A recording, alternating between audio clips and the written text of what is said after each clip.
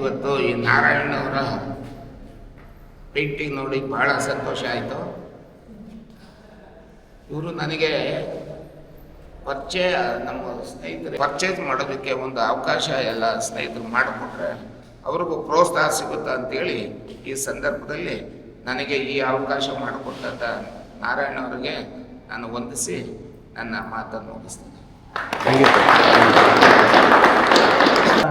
ಇದಾಗಲಿ ದರ್ಬಾರು ಆ ಟೈಪ್ ಎಲ್ಲವನ್ನು ಇವರು ಭಾಳ ಚೆನ್ನಾಗಿ ಮಾಡಿದ್ದಾರೆ, ಅದ್ಭುತವಾಗಿ ಕೆಲಸ ಮಾಡಿದ್ದಾರೆ. ಆದರೆ ಕರ್ನಾಟಕದಲ್ಲಿ ಅವರು ಪರಿಚಯಿಸ್ಕೊಂಡಿರಲಿಲ್ಲ.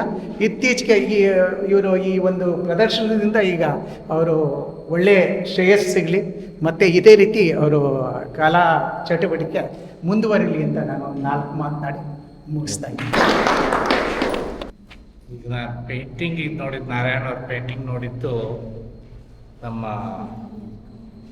ರಾಮಚಂದ್ರ ಅವರು ನನಗೆ ಬರ್ತಾರೆ. ಯಾಕೆಂದ್ರೆ ಅವರು ಗಾಂಧಿನಗರದಲ್ಲಿ ಫಿಲಮ್ ಬ್ಯಾನರ್ ಇದರಲ್ಲಿ ಮಾಡ್ತಾ ಇದ್ದಾಗ ನಾನು ಗಾಂಧಿನಗರದಲ್ಲಿದ್ದೆ. ಆದರೆ ಇಷ್ಟು ವರ್ಕ್ ಮಾಡಿದರೆ ಅಂತ ಇವತ್ತೇ ಗೊತ್ತಾಗಿತ್ತು ನನಗೆ. ಅಲ್ಲಿ ಮಾಡ್ತಾ ಇದ್ದದ್ದು ಒಂದು ಕೆಲವು ಸಾರಿ ನೋಡಿದ್ದೆ, ಅದು ತುಂಬ ಲಾಂಗ್ ಬ್ಯಾಕು, 80ರಲ್ಲಿ ನೋಡಿದ್ದು. ಇವಾಗಿಷ್ಟು ವರ್ಕು ಮಾಡಿದ್ದಾರೆ ಅಂತಂದರೆ ಅವರಿಗೆ ಅವರ ಹ್ಯಾಂಡ್ಲಿಂಗು ಮತ್ತು ಅವರ ಒಂದು ಸ್ಕಿಲ್ ಎಷ್ಟಿತ್ತು ಅನ್ನೋದನ್ನು ಅವ್ರು ತೋರಿಸ್ಕೊಂಡಿಲ್ಲ ಅಂತ ಈಗ ದಿಗ್ದೇವ್ರು ಹೇಳಿದ್ರು. ಅದೇ ಥರ ಆ ಸ್ಕಿಲ್ನ ತೋರಿಸ್ಕೊಂಡಿಲ್ಲ ಅವರು. ಇವತ್ತು ಅದು ಆಚೆ ಬರ್ತಾ ಅದಿಷ್ಟು ವರ್ಷ ಆದಮೇಲೆ ಬಂದಿತ್ತು, ಅದು ದುರಂತ ಅಂತಂದು ಅಂತೀನಿ ನಾನು. ಯಾಕೆಂದರೆ ಅದು ಮುಂಚೆನೇ ಬರಬೇಕಾಗಿತ್ತು, ಅದು ಇಷ್ಟು ವರ್ಷದಿಂದ. ಯಾಕೆ 80ನೇ ಇಸ್ವಿನಲ್ಲಿ ನಾನು ನೋಡಿದ್ದೆವು, ನಾನು ಚಿಕ್ಕ, ನಾನು ಫಸ್ಟ್ ಡಿಪ್ಲೊಮಾಗೆ ಸೇರಿಕೊಂಡಾಗ, ಜೂನಿಯರ್ ನಾನು ಅವಾಗ. ಇವತ್ತು ನೋಡೋದು ತುಂಬ ಖುಷಿಯಾಗುತ್ತೆ ಅಂತ ವರ್ಕನ್ನ. ಮತ್ತು ನಮ್ಮ ಹಳೆ ಮೆಮೊರಿಗಳು, ನಮ್ಮ ಹಳೆಯದು ಎಲ್ಲನೂ ಬರುತ್ತೆ ನೋಡಿದಾಗ.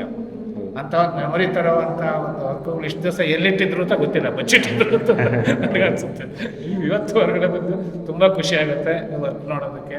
ಎಲ್ಲರೂ ಬಂದು ನೋಡಬೇಕು, ಖಂಡಿತ ನೋಡಿದ್ರೆ ಇನ್ನೂ ಅವ್ರಿಗೆ ನಾಲೆಡ್ಜ್ ಇಂಪ್ರೂವ್ ಆಗುತ್ತೆ.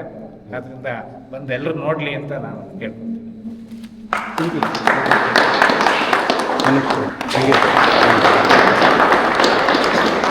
ಎಲ್ಲರಿಗೂ ನಮಸ್ಕಾರ. ಭಾನುವಾರದ ಭಾಷೆಗಳು. ನನಗೆ ನಿಜವಾಗ್ಲೂ ನಾರಾಯಣ ಅವರ ಆರ್ಟ್ ಅಂದರೆ ಭಾಳ ಇಷ್ಟ. ಯಾಕೆಂದರೆ ಈ ರಿಯಲಿಸಮ್ ಇದೆಯಲ್ಲ, ಅವರು ಒಂಥರ ಮಾಸ್ಟರ್ ಮಾಡಿಬಿಟ್ಟಿದ್ದಾರೆ ಅದು.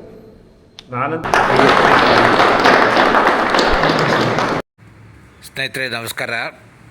ಇವತ್ತು ಚಿತ್ರಕಲಾ ಪರಿಷತ್ತಿನಲ್ಲಿ ನಾರಾಯಣ್ ಎಂಬಂಥ ಹಿರಿಯ ಕಲಾವಿದರ ಚಿತ್ರಕಲಾ ಪ್ರದರ್ಶನ ನಡೀತಾ ಇದೆ.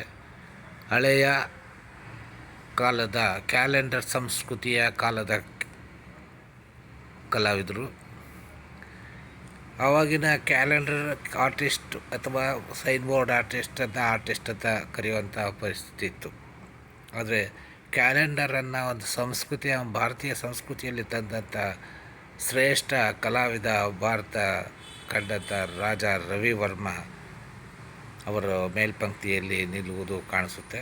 1894ರಲ್ಲಿ ತಮ್ಮ ಕೃತಿಗಳನ್ನು ಮುದ್ರಿಸೋದಕ್ಕೋಸ್ಕರ ಬಾಂಬೆ ಘಾಟ್ಕೋಪರ್ನಲ್ಲಿ ಒಂದು ಮುದ್ರಣವನ್ನು ಸ್ಥಾಪನೆ ಮಾಡಿ ಅಲ್ಲಿಂದ ಕ್ಯಾಲೆಂಡರ್ಗಳನ್ನು, ಸಂಸ್ಕೃತಿಯನ್ನು ಬೆಳೆಸಿದರು. ಅದರ ನಂತರ ಈ ಕ್ಯಾಲೆಂಡರ್ ಸಂಸ್ಕೃತಿ ವ್ಯಾಪಕವಾಗಿ ಹರಡಿತ್ತು. ಅಂಥ ಒಂದು ಪೀಳಿಗೆಯ ಕಲಾವಿದರಲ್ಲಿ ನಾರಾಯಣರವರು ನಿಲ್ತಾರೆ.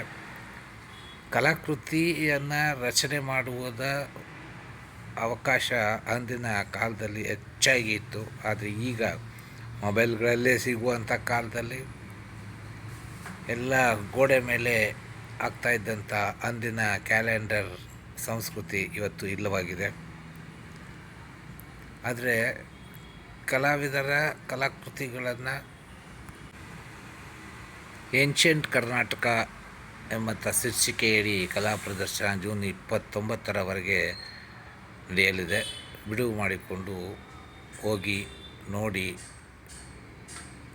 ಹಳೆಯ ಕಾಲದ ಬೆಂಗಳೂರಿನ ಅನೇಕ ಚಿತ್ರಗಳು, ವಿಧಾನಸೌಧ ಆಗ್ಬೋದು, ಕೋರ್ಟ್ ಆಗ್ಬೋದು, Mysuru bank, national gallery of modern art, ಎಲ್ಲ ಹಳೆಯ ಚಿತ್ರಗಳನ್ನು, ವೈಭವವನ್ನು ಮತ್ತು ಮೈಸೂರಿನ ಅರಮನೆಯ ಚಿತ್ರಗಳು ಬೃಹತ್ ಗಾತ್ರದಲ್ಲಿ ಮೂಡಿಬಂದಿವೆ. ಗಾತ್ರದಲ್ಲಿ ಎಷ್ಟೇ ಹೆಚ್ಚಾದರೂ ಕೂಡ ಅಂದಿನ ಕ್ಯಾಲೆಂಡರ್ ಸಂಸ್ಕೃತಿಯ ಆ ಕಲೆ ಮತ್ತು ಆ ಕಲಾಕೃತಿಯ ನೈಜತೆ ಇಲ್ಲಿ ತುಂಬ ಅತ್ಯುತ್ತಮವಾಗಿ ಮೂಡಿಬಂದಿದೆ. ವಿದ್ಯಾರ್ಥಿಗಳಿಗಂತೂ ಇದು ತುಂಬ ಅತ್ಯುತ್ತಮವಾದಂಥ ಚಿತ್ರಗಳು ನೋಡೋದಕ್ಕೆ, ಕಲಿಯೋದಕ್ಕೆ ಅಂತಂದೇಳ್ಬಿಟ್ಟು. ಆದ್ದರಿಂದ ಎಲ್ಲರೂ ಒಂದು ಸತಿ ನೋಡಲೇಬೇಕಾದಂಥ ಕಲಾಕೃತಿಗಳು. ಮತ್ತು ಇವು ಎಲ್ಲ ಕೃತಿಗಳು ಕೂಡ ನಿಮಗೆ ಪೇಂಟಿಂಗ್ ಅಂತ ಅನಿಸೋದೇ ಇಲ್ಲ, ಯಾಕೆ ಇವೆಲ್ಲ ಒಂದು ಮ್ಯೂಸಿಯಂ ಕಲಾಕೃತಿಗಳಾಗಿಯೇ ಕಂಡು ಬರ್ತಾ ಇದ್ದಾವೆ. ಮತ್ತು ಇವು ನೋಡೋದಕ್ಕೆ ಸಿಕ್ಕೋದು ಕಷ್ಟನೇ ಅಂತಂದು ನನ್ನ ಅನಿಸಿಕೆ. ಹೋಗಿ ನೋಡಿ ಒಂದು ಸಾರಿ, ಆಮೇಲೆ ನಿಮ್ಮ ಅನುಭವಗಳನ್ನು ಹಂಚ್ಕೊಳ್ಳಿ. ನಮಸ್ಕಾರ.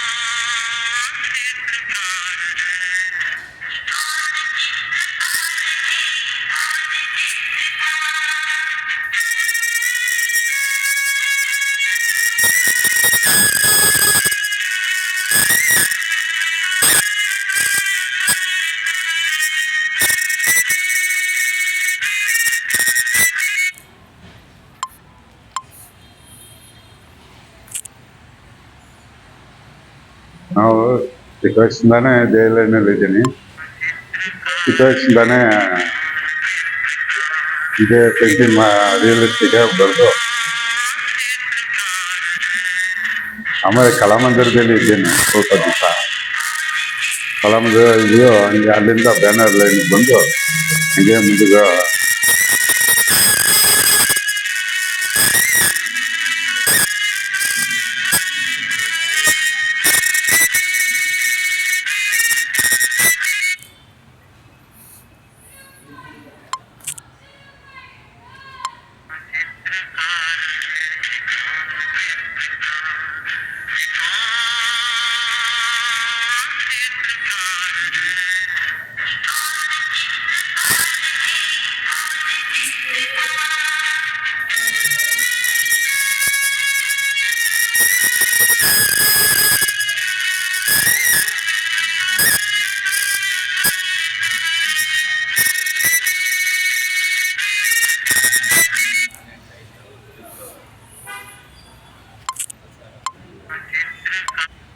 ಮೈಸೂರು ಪ್ಯಾಲೇಸ್ನ